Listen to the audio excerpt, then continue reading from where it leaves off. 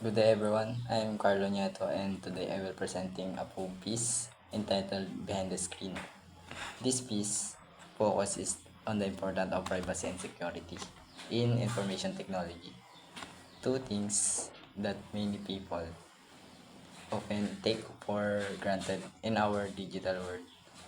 Every click, every password, every file share represents not just information but pieces of our lives. Behind every glowing screen, there is a life, a dream, a secret, a fragile past heartbeat, wrapped in passwords and firewalls, hoping the world outside does not breathe in. Because what you see as data are memories, what you call files are voice, tears, and laughter. Reading vows saved in videos, graduations, smiles frozen in photos, goodbye written in emails that were never meant to be read by strangers. Piece of us start in silence machines, waiting to be protected. Information technology, we call it progress. A web that connects us, a bridge that shrinks the distance. We send love across oceans. We share knowledge in seconds. We carry the world in the palm of our hands. But what is progress? If it comes with fear, what is a bridge without guards? A trap, a door without a lock, an invitation to thieves. And they're in a world so fast. One careless click, one leak password, one broken shield is enough to change everything. Ask yourself, how your life do you give away?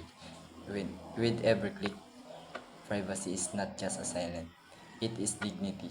It is the right to keep our whispers ours, our choices ours, our stories ours. Without privacy, identity is stolen, trusted is shattered, and freedom becomes a memory. Think about it. Without privacy, your conversation are no longer yours, your photo no longer safe, your name no longer your own. Imagine your diary read aloud to the world, your secrets used against you, your life story rewritten by someone else. Privacy is not about hiding, it is about living without fear. Security is not just a code, it is the soldier standing watch and at midnight, the shield unseen but always present. It is the invisible lock that guards our digital homes, the barrier that whispers, you can rest now, you are safe. Every encrypted message, every guarded file, every firewall raised is not just a technical design. It is a promise. A promise that says your secrets will be to be stolen, your dignity will not be destroyed, your world will not fall apart. Because without security, fear takes over. Without security, progress collapse. Without security, we are not free, we are exposed.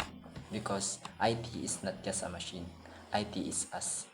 It, I, IT is mothers protecting liabilities stored in phones, students saving dreams on their laptops, workers guarding the fruit of their sweat in digital bunks. It is lovers sending I miss you at midnight. It is children learning under a digital roof. It is humanity, wired, connected, yet but vulnerable. Technology may be the strong, but people are fragile. That is why we build walls. That is why we raise shields. That is why we fight in silence. So the world can keep moving in peace. We just protect machines, we protect people. We don't just guard data, we guard dreams. So let us remember, when the defend privacy, we defend freedom. When the protect security, we protect lives. And every lines of code, every system secured, every threat defeated is not just for technology, but for people, for trust, for tomorrow. Because privacy is peace, security is safety, and safety is humanity foundation. Without it, chaos blooms. Without it, fear spreads. Without it, the digital world becomes a battlefield where where no one truly wins. But with it, we are we are free to dream, free to love, free to live.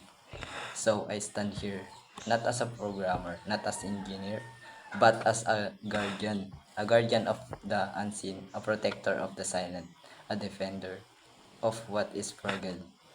I stand for the students who only wants to learn, for the workers who only wants to earn, for the families who only want to love and live and dream without fear of being broken by the shadows of the web. Because in the language of IT, to protect privacy and security, it is protect humanity itself. And I will say it again, to protect privacy and security is to protect humanity itself. So when you look at a screen, do not just see light. See life, see stories, see people. And when you hold technology, hold it with care, guard it with conscience, protect it with heart. For in the end, the greatest code we can ever write is not just to connect, but to protect. And that is the true purpose of information technology. So let us rise as builder, as dreamer, as guardians. And may we never forget, behind every glowing screen is not just a machine, but a human being. Thank you, ma'am. Yan lang po.